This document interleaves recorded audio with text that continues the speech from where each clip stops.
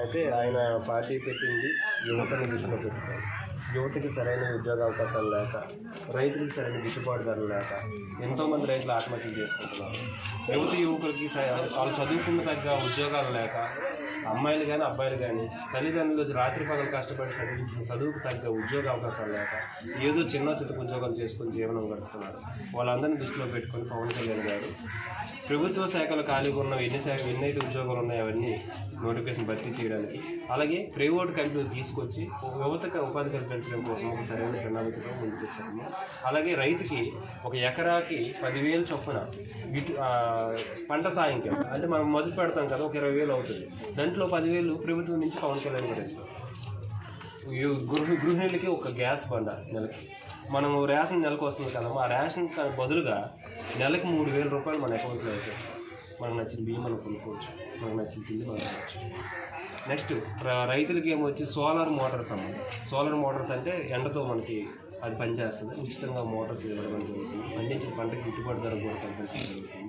యువకులకు మంచి ఉద్యోగ అవకాశాలు కల్పించి వాళ్ళు ఒకవేళ వ్యాపారం చేసుకోవాలనుకుంటే ఒక 10,000 రూపాయలు, 10 లక్షల రూపాయలు రుణం ఇవ్వడానికి ఒక ప్రణాళిక పెట్టారు. ఆ 10 లక్షలతో ఆయన ఏదో ఒక వ్యాపారం చేసుకొని దాని ద్వారా వాళ్ళు 10 మందికి ఉపాధి కల్పించుకునేట్లు తన ఉపాధి పొందేటట్లు ఆయన చేశారు. మీరు ఒకసారి ఆలోచించి పవన్ కళ్యాణ్ గారిని ఆశీర్వదించి ఒక అవకాశం ఇవ్వాలి. అమ్మా, మీ మీద ఇప్పుడు ఓట్ల ఎలక్షన్ కాదు, కానీ ఎందుకు వస్తున్నామంటే మీ పిల్లల భవిష్యత్తు. మీరు రాత్రి పగలు కష్టపడతారు, అది కూలి పని చేసో, వ్యవసాయం చేసో, గొర్రెలు కోసుకోవడం, గేదెలు కోసుకోవడం మనం కష్టపడతాం. పిల్లలకి సరైన చదివించి కూడా సరైన ఉద్యోగ అవకాశాలు లేకపోతే తల్లిదండ్రులు మీరు సంతోషంగా ఉండగలరు, పిల్లలకు మంచి భవిష్యత్తు ఉంటుందమ్మా. ఈ 3 సంవత్సరాలు ఇంటికి పెద్ద దిక్కుకుండే తాతో తండ్రో లేకపోతే ఎవరు సరిగ్గా లేకపోతే ఇల్లు ఎలా అస్తవ్యస్తంగా ఉంటుందో, ఒక రాష్ట్రాన్ని కానీ దేశాన్ని పరిపాలించే నాయకుడు సరిగ్గా లేకపోతే అందరి జీవితాలు అస్తవ్యస్తంగా ఉంటాయి.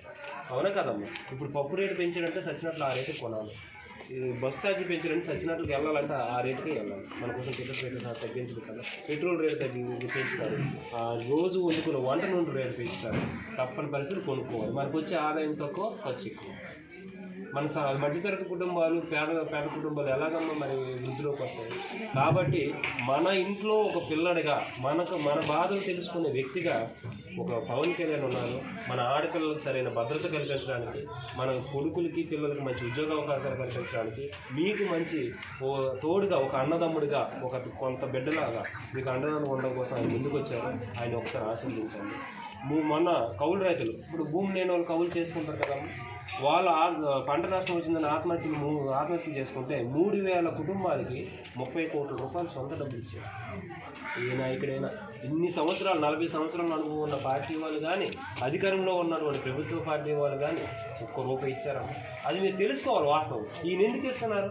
ఈయన అధికారంలో లేడు, ఓట్లా ఎవరు వేయలేదు, గెలలేదు, అయినా సరే ప్రజల తరపున నిలబడుతుందంటే ఆ వ్యక్తిలో ఎంత నిజాయితీ ఉంది, ఎంత మానవత్వం ఉందని మనం ఒకసారి ప్రశ్నించుకోవాలి. మనంతా ఈ ఒక్క అవకాశాన్ని ఇవ్వండి. ఈ ఎలక్షన్ ముందు వచ్చేసి 10,000, 5,000, 2,000 ఓటు కోసం ఇచ్చిన వాళ్ళు మనం ఎప్పుడు నమ్మకూడదు. కష్టాల్లో ఎవడైతే ముందుకొచ్చి మన వెనకాల నిలబడతాడో ఆడే మనకు నిజమైన వాడు. కాబట్టి ఈ ఒక్క అవకాశాన్ని ఇవ్వండి.